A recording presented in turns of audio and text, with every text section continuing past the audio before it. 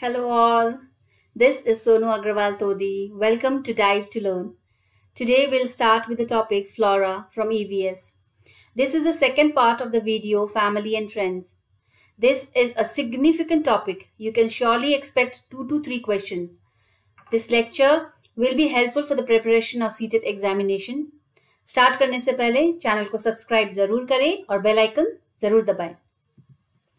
So as always, the sessions start with understanding the theory, then concept clearation, and then solving some previous year's questions.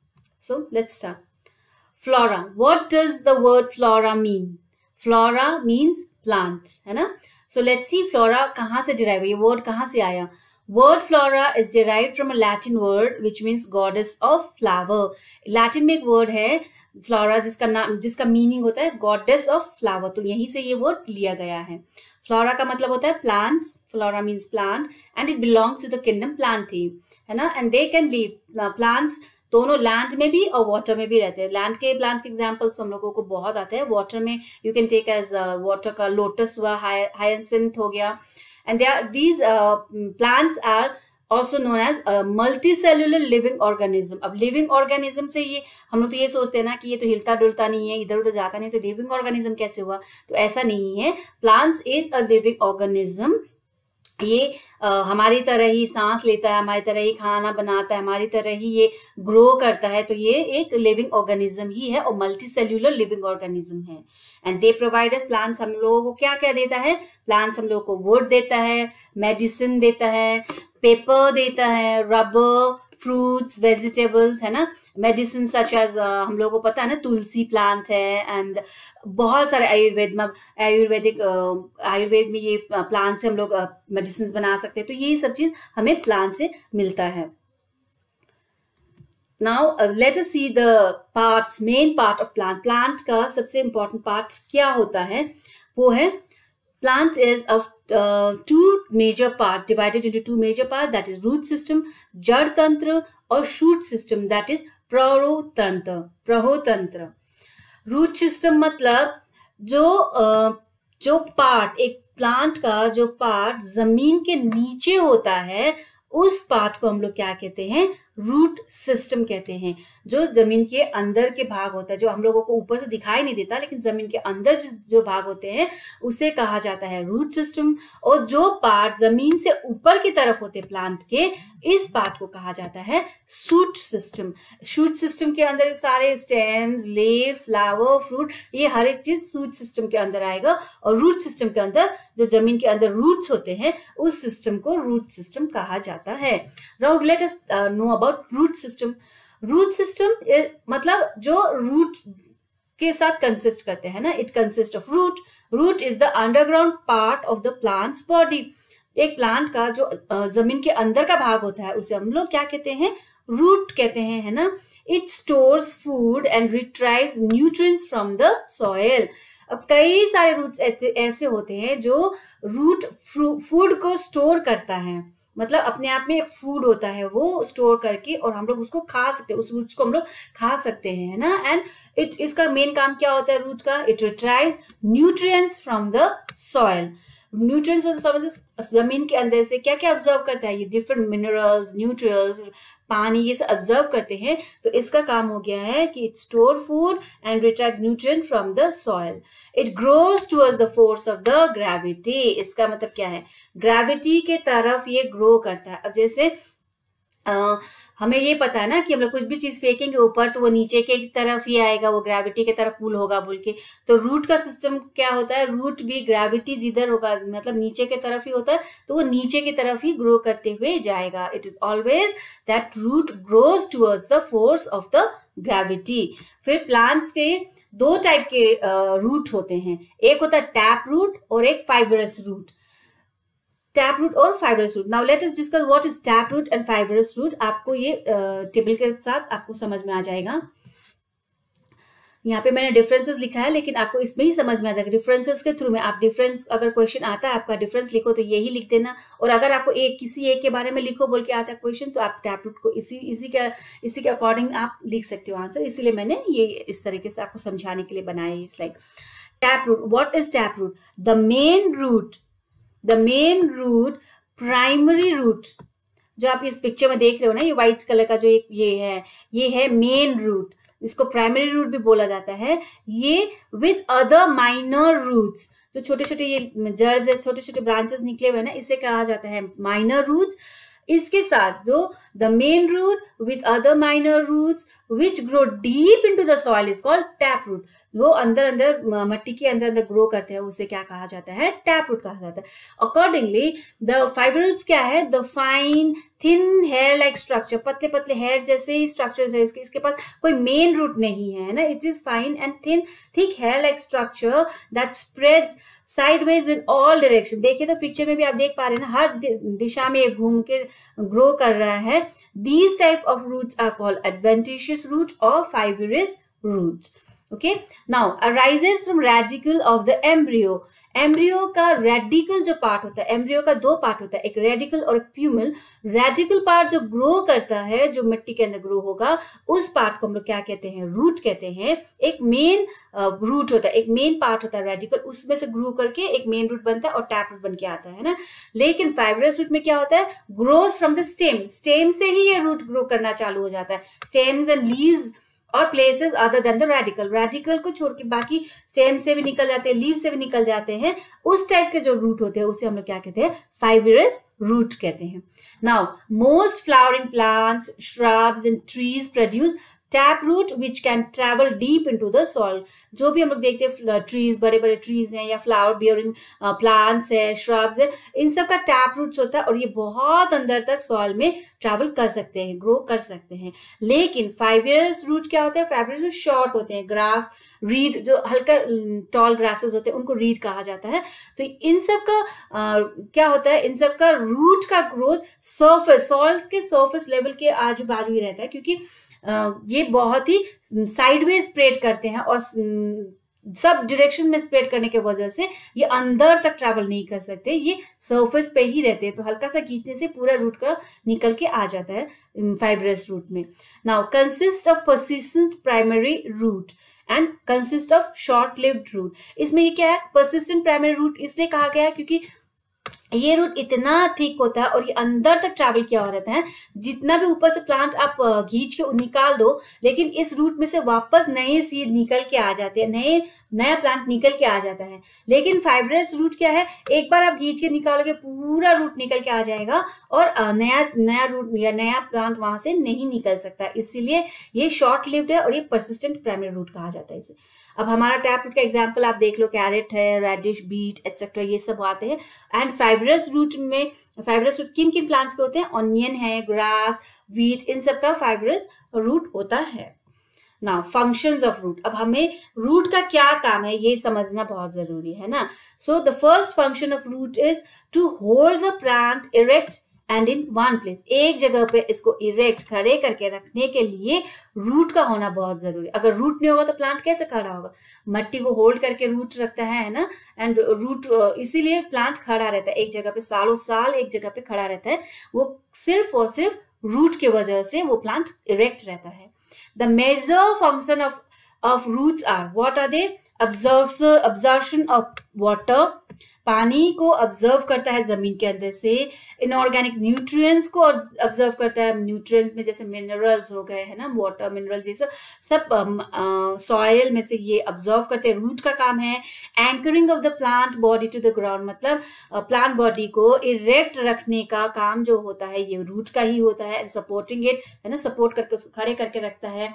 फिर storage of food and nutrients, जैसे मैंने पहले बोला जैसे carat है, reddish, ये सब चीज को हम लोग खा सकते हैं, तो ये खाने वाले रूट को स्टोर करके रखता है, खाने वाले न्यूट्रिएंट्स को। तो इसका ये भी एक मेजर फंक्शन है। फिर vegetative reproduction and competition with other plants are other function of the roots of plants like carrot, sweet potato, radish and beet root store food, they can be eaten. जैसे ये सब roots ही हैं, carrot एक root है, reddish एक root है, beet root एक root है ना। तो ये सब अपने आप में फूड को स्टोर करके रखते हैं और हम लोग इनको खा सकते हैं। Now we'll talk about the shoot system. Now shoot system क्या, root system क्या था, हमारे जो जमीन के अंदर का जो भी पार्ट था उसको हम लोगों ने root system कहा. अब जमीन से ऊपर का पार्ट जो है उसे हम लोग क्या कहेंगे, जमीन से ऊपर के पार्ट को shoot system कहा जाता है. इसका मतलब कि जमीन प्लांट का जो भी पार्ट होता है जो हमको दिखाई देता है, चाहे वो स्टेम हो, चाहे लीफ हो, चाहे फ्लावर हो, फ्रूट हो, कुछ भी हो, वो पार्ट्स, हर पार्ट को हम लोग क्या कहते हैं, उस हर पार्ट को शूट सिस्टम में इंक्लूड किया जाता है. पिक्चर में आप देख सकते हैं ना, शूट सिस्टम में कितने डिफरेंट पार्ट्स के नाम दिए गए, ये सारे शूट सिस्टम में आएंगे. ठीक है. The part of the plant above the soil is known as shoot system. ठीक है. It consist of stem on which are attached leaves, flowers, branches, fruits and birds. है ना, मैंने जैसे बोला कि जो भी पार्ट हमें दिखते हैं स्टेम में, जो भी निकल के आते हैं, लीफ है, फ्लावर है, बर्ड्स है, बर्ड्स मतलब कली, फ्रूट्स है, ये सब चीज शूट सिस्टम में आता है. It conduct substance up and down the plants. अब इसका क्या काम है शूट सिस्टम का, जो रूट हमारा वाटर, मिनरल्स, न्यूट्रिएंट्स ऑब्जर्व करते हैं उसको ऊपर की तरफ लाके फिर सारा प्लांट्स में डिस्ट्रीब्यूट करने का काम भी शूट सिस्टम का ही होता है. The stem hold the plant up and contain xylem and phloem. तो स्टेम का काम भी क्या है, प्लांट को इरेक्ट रखने का काम है, और इसके अंदर क्या होता है, जाइलम और फ्लोएम होता है.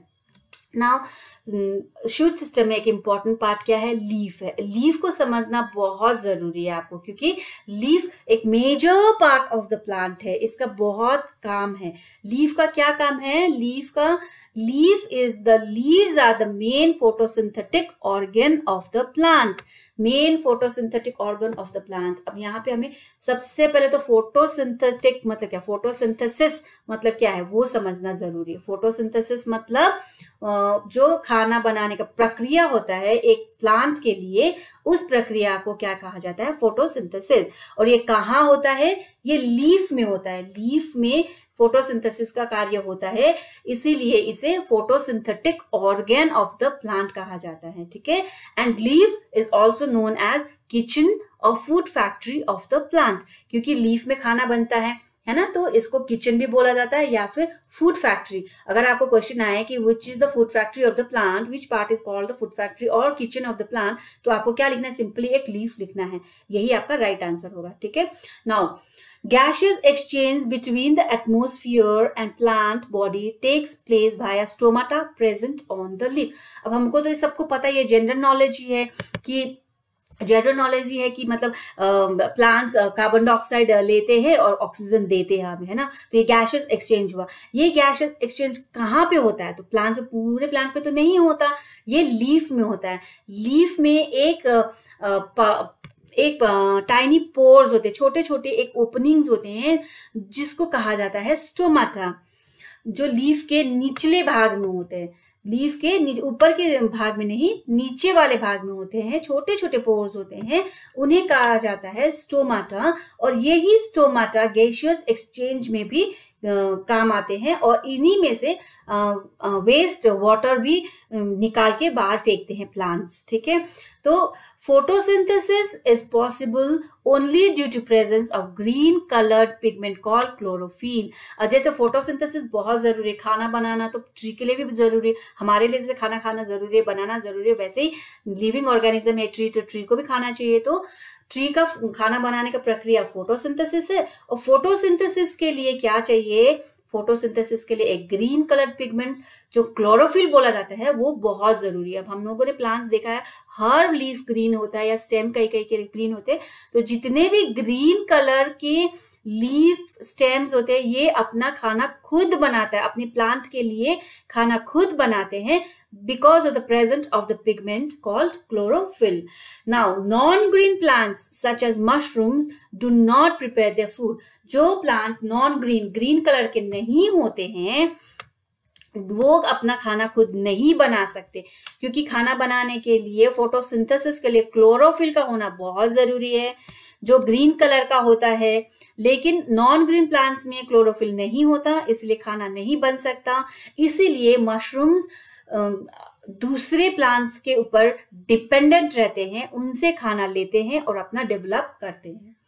Leaves of many plants are eatable. अब हमें ये भी पता है कि कई कई प्लांट्स के लीव्स को भी हम लोग खाते हैं, जैसे कि स्पिनिच, पालक हुआ, लेटस है, कैबेज, धनिया, पुदीना है ना, ये सब लीव्स है जो हम लोग खा सकते, खाने वाले लीव्स भी होते हैं। Now what is the function of leaf? सबसे पहले हम लोग यहाँ पे फोटोसिंथेसिस ही पढ़ेंगे, क्योंकि अभी हम लोगों ने फोटोसिंथेसिस समझा है। क्या है photosynthesis? Is the phenomena by which green plants prepare their own food in the presence of sunlight. Now this sunlight के presence में जो खाना बनता है, लीफ जो खाना बनाता है, उस प्रोसेस को हम लोग क्या कहते हैं? फोटोसिंथेसिस। फोटोसिंथेसिस तभी पॉसिबल है जब सनलाइट, दिन के टाइम पे फोटोसिंथेसिस पॉसिबल है। प्लांट्स रात में फोटोसिंथेसिस नहीं कर सकता बिकॉज सनलाइट नहीं होता। सो दिस इज वेरी इंपॉर्टेंट। जब भी आपको बोला जाए कि व्हाट इज फोटोसिंथेसिस, तो photosynthesis is the phenomena by which green plant prepare their own food in presence of sunlight. ये बहुत जरूरी है, सनलाइट होना बहुत जरूरी है फोटोसिंथेसिस के लिए, ठीक है। अब फोटोसिंथेसिस हम लोगों ने समझा था कि ये ग्रीन कलर का पिगमेंट होता है प्लांट के अंदर, तो उसका जरूरी होता है प्लांट फोटोसिंथेसिस करवाने के लिए। तो what is this green colour का pigment? This green colour pigment is called chlorophyll. और इसका क्या काम है? तो इसका काम है, chlorophyll observes sunlight. Chlorophyll sunlight को ऑब्जर्व करता है। स्टोमाटा कार्बन डाइऑक्साइड को ऑब्जर्व करता है। अब स्टोमाटा कहाँ है? स्टोमाटा लीफ के नीचे का भाग में जो छोटे छोटे पोर्स हैं, जो छोटे छोटे छेद बने हुए, छेद से होते हैं, उसको हम लोग क्या कहते हैं? स्टोमाटा कहते हैं। और वो उसका काम क्या है? स्टोमाटा का कार्बन डाइऑक्साइड को ऑब्जर्व करना। सो क्लोरोफिल जो ग्रीन पिगमेंट है लीफ में, उसका काम है सनलाइट को ऑब्जर्व करना। स्टोमाटा का काम है कार्बन डाइऑक्साइड को ऑब्जर्व करना। और रूट्स जो ऑब्जर्व करके वाटर एंड न्यूट्रिएंट्स लाते हैं, उसको ऊपर की तरफ ला के इस प्रोसेस को पूरा करते हैं। ये फोटोसिंथेसिस का प्रोसेस पूरा होता है। लेकिन अब पहले हम लोगों ने ये बोला था कि प्लांट का रूट तो ग्रेविटी के तरफ ही जाता है, नीचे की तरफ बढ़ता है। लेकिन यहाँ पे अब ये बोला जा रहा है कि रूट जो मिनरल्स, न्यूट्रिएंट्स, वाटर्स को ऑब्जर्व करता है, उसको ऊपर की तरफ खींचता है बोल के। तो ये कैसे पॉसिबल होता है? एंटी ग्रेविटी कैसे काम करेगा? तो इसको समझने के लिए अब हमें ट्रांसपिरेशन समझना जरूरी है। ट्रांसपिरेशन का मतलब क्या है? The process of loss of water in the form of vapor through the stomata present on leaves. Stomata are usually open during the day and closed at night. तो इसमें क्या, अब जैसे हम लोग अपने किचन की बात करें तो हम लोग खाना भी बनाते तो वेपर, वाफ निकल के उड़ता, तो सम अमाउंट ऑफ पानी हम लोगों का खाना सूखता है ना। वैसे ही फोटोसिंथेसिस के प्रोसेस में जो प्लांट में ऑलरेडी पानी होता है, वो वेपर बन के निकल जाता है स्टोमाटा के थ्रू दिन में, है ना। दिन के समय पे क्योंकि स्टोमाटा ओपन होता है तो वहां से निकल जाता है पानी। तो अब जो खाली स्पेस है, जो पहले से पानी था वो निकल गया, अब वहां पे तो खाली स्पेस है, तो वहां पे एक वैक्यूम क्रिएट होता है। और ये वैक्यूम क्रिएट होने की वजह से जो नीचे से रूट ऑब्जर्व कर रहा है वाटर, मिनरल्स, इसको पुल करके ऊपर की तरफ ये वैक्यूम लेके आता है। और इस पुल को हम लोग क्या कहते हैं? इस पुल को, इस एनर्जी जो पुल कर रहा है, इस पुल को हम लोग क्या कहते हैं? इस पुल को ट्रांसपिरेशन पुल कहा जाता है। The transpiration pull is responsible for the continuous ascent of water and nutrients from the roots to parts of the tree. मतलब ये पुल करते हैं, दिन भर इसका काम क्या है? नीचे से जो भी रूट वाटर और मिनरल्स को ऑब्जर्व करते हैं, उसे पुल करके different part of the plant में पहुंचाने का काम करते रहता है, दिन भर करते रहता है। लेकिन रात को ये सब क्लोज हो जाता है। So this is the way how photosynthesis work. Transpiration pull की वजह से पानी ऊपर आता है, एंड देन क्लोरोफिल जो लीफ में जो फोटोसिंथेसिस समझने के लिए आपको ये रिमाइंडर इसलिए जरूरी बना के रखा, सो दैट लीफ का जो क्लोरोफिल वो सनलाइट को ऑब्जर्व करता है, एंड देन स्टोमाटा जो है वो कार्बन डाइऑक्साइड को ऑब्जर्व करता है। फिर वाटर नीचे से पुल होकर ट्रांसपिरेशन पुल की तरह से आता है। तो ये सारा कंबाइन होके एक फोटोसिंथेसिस का प्रोसेस होता है। और फोटोसिंथेसिस का प्रोसेस में क्या निकल के जाता है बाहर? Oxygen, carbon dioxide, waste water, vapour के रूप में निकल के बाहर जाता है। So now the next point is flower and fruits. अब हम लोग फ्लावर एंड फ्रूट्स के बारे में पढ़ेंगे। फ्लावर मतलब क्या है? सबको पता है flower is the most attractive part of the plant, जो प्लांट का सबसे अट्रैक्टिव पार्ट होता है वो फ्लावर होता है ना. It smells and its smell and color attracts various insects and bees to pollinate the flower. इसका मतलब क्या है कि फ्लावर इतना सुंदर होता है, इतना अट्रैक्टिव होता है, साथ साथ उसमें इतनी अच्छी खुशबू होती है कि सारे इंसेक्ट्स, बीज जो होते हैं वो सारे अट्रैक्ट होते हैं. और अट्रैक्ट होके क्या होता है, वहां पे एक प्रोसेस होता है, उसको कहा जाता है पॉलिनेशन. पॉलिनेशन का प्रोसेस होता है. पॉलिनेशन क्यों जरूरी है? पॉलिनेशन हमें जरूरी है एक फ्लावर में करवाना, बिकॉज वो फ्लावर एक रिप्रोडक्टिव पार्ट है प्लांट का, जहां पे रिप्रोडक्शन होता है. फ्लावर के अंदर दो पार्ट होते हैं, एक स्टेमन होता है, एक कार्पल होता है. स्टेमन मेल रिप्रोडक्टिव पार्ट है and carpel female reproductive part है. ठीक है, तो ये दो जब मिलते हैं बिकॉज ऑफ इंसेक्ट्स एंड बीज जो आके इनके ऊपर मंडराते हैं फ्लावर के ऊपर, तो इन दोनों का पॉलिनेशन होता है और एंड यहाँ पे रिप्रोडक्शन क्रिएट होता है. सो flower is the very important reproductive part of the plant. Buds grow into flower and flower becomes fruits enclosing the seeds. इसका मतलब क्या है? अब जैसे एग्जांपल के लिए, जैसे आप मैंगो का सीजन है अभी, तो आप मैंगो खाते हैं, तो आप ये समझिए पहले मैंगो एक बर्ड था. बर्ड का मतलब है कली था. फिर उसके बाद वो डेवलप हुआ एक फ्लावर में. फिर फ्लावर क्या बन जाता है? एक फ्रूट बन जाता है. ऐसे ही हर एक फ्लावर फ्रूट्स के अंदर डेवलप होके जाता है. सो इट मीन अब फ्रूट के अंदर क्या होता है? फ्रूट के अंदर सीड्स भी होते हैं. सीड्स भी फ्रूट्स में कई तरह से होते हैं. किसी फ्रूट में एक सीड होता है, किसी में कई होते हैं और किसी में बहुत सारे सीड्स होते हैं. उसके डिफरेंट एग्जांपल मैंने यहाँ पे दिया है आपको. वन सीड मतलब एक सीड वाला, अगर आपको कोई पूछता है क्वेश्चन कि वन सीडेड फ्रूट कौन सा है, तो आप क्या एग्जाम्पल दोगे? मैंगो, चेरी, यही सब करोगे, है ना. एंड फ्यू सीड्स, थोड़े बहुत जो सीड्स होते हैं अगर किसी फ्रूट में, तो उसका एग्जाम्पल आएगा आपका एप्पल, ऑरेंज है. एंड मेनी सीड, बहुत सारे सीड्स जो होते हैं उसका एग्जाम्पल आएगा वाटरमेलन, पपैया एटसेट्रा. एंड एक ऐसा फ्रूट भी होता है जिसमें सीड ही नहीं होते हैं, बनाना. कई एक्सेप्शंस होते हैं, कभी कभार बनाना में भी एक आध सीड निकल जाता है, लेकिन ज्यादातर विदाउट सीड ही होता है बनाना. Mango was once a flower, है ना. Mango was once a flower, फिर उसको डेवलप होके वो क्या बना? एक फ्रूट.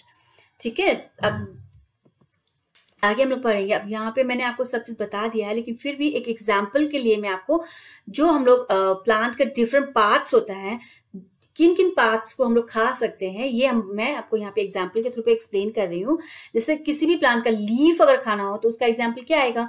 स्पिनिच है, मिंट, कोरिएंडर, है ना, मतलब पालक, पुदीना है, धनिया है. फिर स्टेम, अगर किसी प्लांट का स्टेम को खाना है तो आपका एग्जाम्पल्स होगा पोटैटो, सुगरकेन एटसेट्रा, है ना. फ्लावर्स में ब्रोकली, कॉलीफ्लावर. वैसे ही रूट्स हो गया, फ्रूट्स. एंड सीड्स के एग्जाम्पल्स यहाँ पे मैंने कई सारे लिख के रखे हुए हैं, तो आप इसको देख सकते हैं. अब ये इंपॉर्टेंट है, this is very important, because इसमें से कई सारे एग्जाम में क्वेश्चन आए हैं, और जो भी ये हाईलाइटेड मैंने किया हुआ है, हाईलाइटेड यहाँ पे, उसको आपको समझना और याद रखना बहुत जरूरी है इस पार्ट के लिए, because these are the question that comes. बहुत ज्यादा बार पूछे गए हैं इनसे, इस टॉपिक में से क्वेश्चन को. So let us discuss this. Special plants and their features, मतलब स्पेशल प्लांट्स कौन कौन से हैं और उसके क्या क्या फीचर्स है, क्या क्या इंपॉर्टेंस है, वो देखते हैं हम लोग, है ना. तो फर्स्ट है डेजर्ट ओक.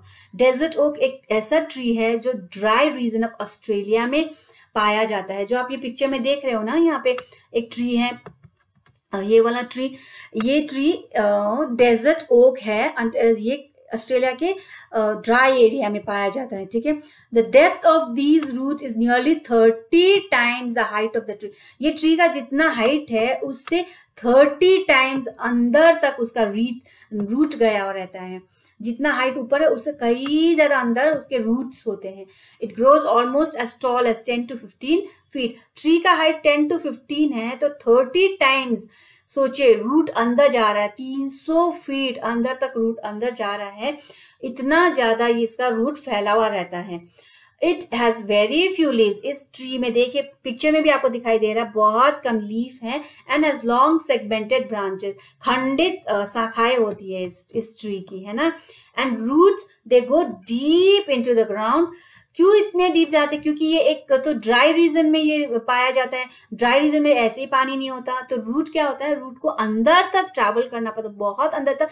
इसीलिए ट्रैवल करना पड़ता है क्योंकि जब तक ये पानी के खोज में ये बहुत अंदर अंदर अंदर बढ़ते ही जाते हैं पानी की खोज के लिए, एंड देन उनको पानी मिलता है तो ये क्या होता है, वो पानी को अपने ट्रंक में ट्री अपने ट्रंक में उस पानी को स्टोर करके रखता है ना।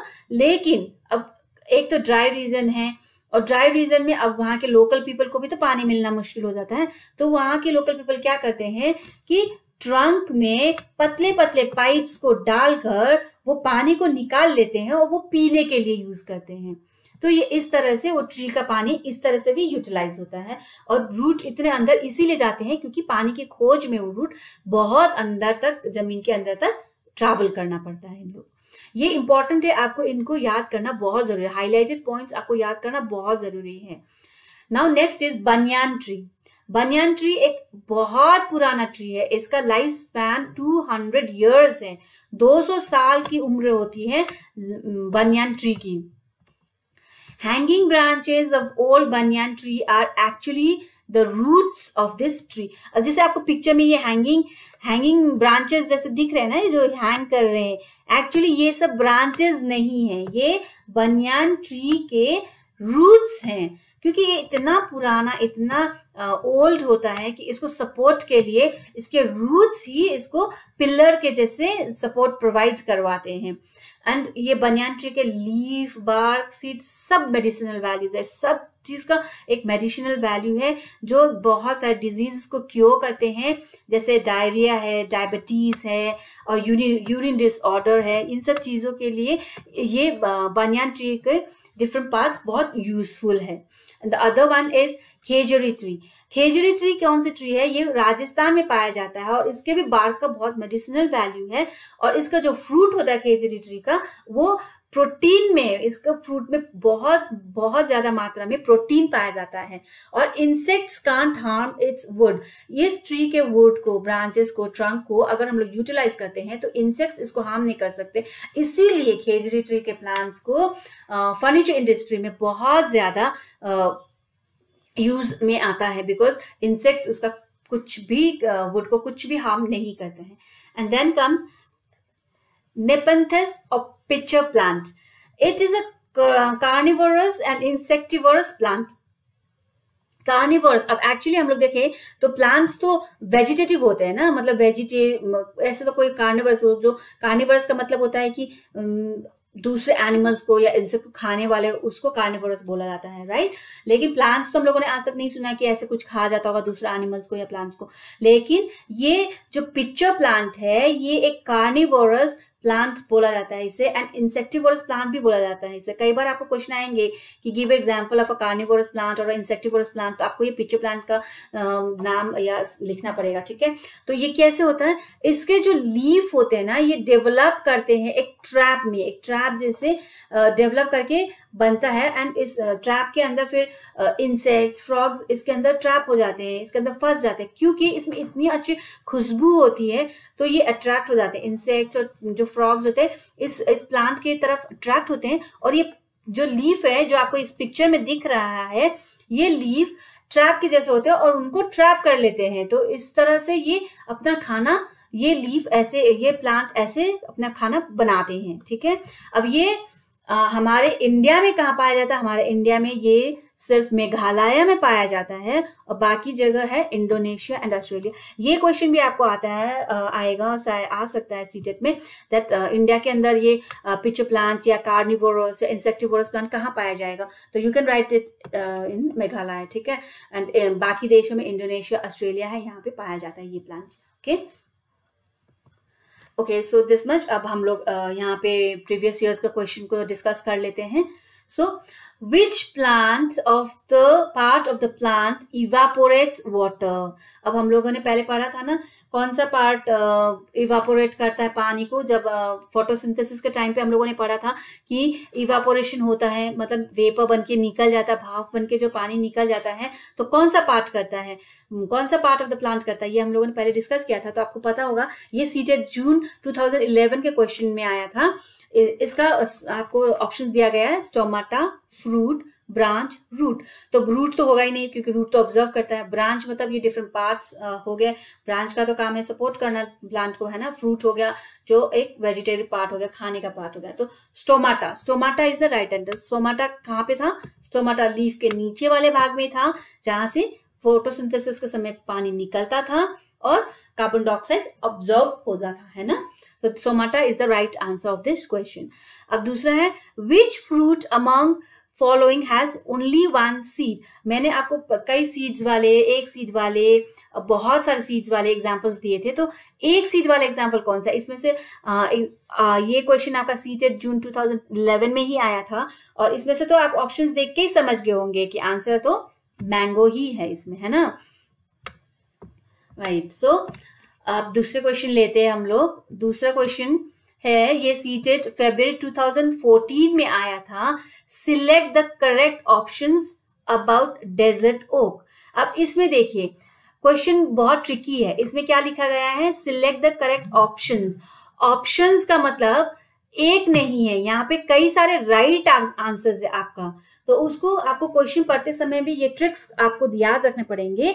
यहाँ पे लिखा गया है करेक्ट ऑप्शंस। सो आंसर में हमें कई सारे राइट ऑप्शंस मिलेंगे, ठीक है। तो देखते हैं, हम लोगों ने पढ़ा था डेजर्ट और कहाँ पाया जाता है, तो ड्राई रीजन ऑफ ऑस्ट्रेलिया पढ़ा था, है ना। तो फर्स्ट क्वेश्चन आंसर में आया है यहाँ पे, it is a special tree found in Australia. तो ये हमारा राइट आंसर हो गया क्योंकि हम लोगों ने पढ़ा था ड्राई रीजन ऑफ ऑस्ट्रेलिया में मिलता है डेजर्ट ओक बोल के, है ना। Now special kind of tree which has its roots growing from its branches. अब ये वाला डेजर्ट ओक में पढ़ा था हम लोगों ने कि इसका रूट सारे ब्रांचेस में से हैंग होता है। ये तो नहीं पढ़ा था हम लोगों ने, है ना। तो इसको एक बार छोड़ देते हैं, दूसरा ऑप्शन की तरफ जाते हैं। The root of the tree go deep into the ground until they reach the water. तो ये सही है ना, क्योंकि इसका रूट तो इतने अंदर तक जाता है, जब तक इसे पानी का सोर्स नहीं मिलता तब तक तो ये रूट बढ़ते ही जाता है ना। तो this one is also the right answer. Third option की तरफ बढ़ते हैं, फोर्थ ऑप्शन की तरफ बढ़ते हैं। This tree stores water in its trunk, local people use thin pipes to drink it. तो ये भी सही आंसर है ना, क्योंकि हम लोगों ने पढ़ा था ट्रंक में पानी को स्टोर करता है और लोकल पीपल पाइप लगा के पानी ड्रिंकिंग वाटर की तरह यूज कर लेते हैं। सो इस क्वेश्चन का आपको 3 राइट आंसर्स मिले हैं, है ना। 3 राइट आंसर्स को आपको टिक करना है और जो एक रॉन्ग है उसको आपको छोड़ देना है, because they have asked in the question correct options देना है हमें, इसलिए हमने 3 आंसर्स यहाँ पे टिक मार्क किए हैं। Which of the following is, now next question, which of the following is not the characteristic feature of the roots of banyan tree? यहाँ पे अब इस क्वेश्चन में क्या देखना हम लोगों को, banyan tree का कैरेक्टरिस्टिक्स में कौन सा फीचर नहीं बिलोंग करता। ये क्वेश्चन सीटेट सितंबर 2015 में आया था। So let us see what is the option, right option. Root hangs down from its branches. Branches से रूट हैंग करता है सो दैट ये बनियान ट्री को सपोर्ट कर सके। ये राइट है ना। नॉट बोला गया है क्वेश्चन में, जो नहीं है बोला गया, तो ये तो है, तो हम लोग इसको टिक मार्क नहीं कर सकते। Second option is it has a life span of over 2000 years। अब हम लोगों ने पढ़ा था 200 साल का लाइफ स्पैन है, लेकिन यहाँ पे 2000 है, तो this is the wrong option, है ना। सो इसे हम लोग टिक कर दें। Now third option is its leaf bark seeds have medicinal values। ये तो राइट है, उसका लीफ बार्क और सीड मेडिसिनल वैल्यूज है ना। And root provide support to tree like pillars, तो ये भी सही है। तो इसका राइट ऑप्शन होगा number 2, it has the life span of over 2000 years। ये रॉन्ग आंसर है, इसे हमें मार्क करके रखना है।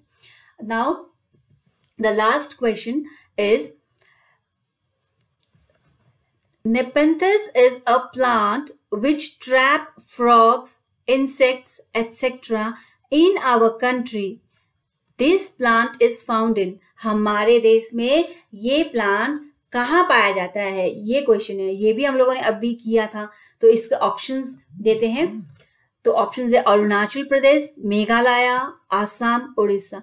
तो मुझे लगता है आपको ये आंसर आ गया होगा। इसका आंसर सही आंसर है मेघालय, है ना। So that's all for today. Please do like, subscribe, share to dive to learn. Thank you.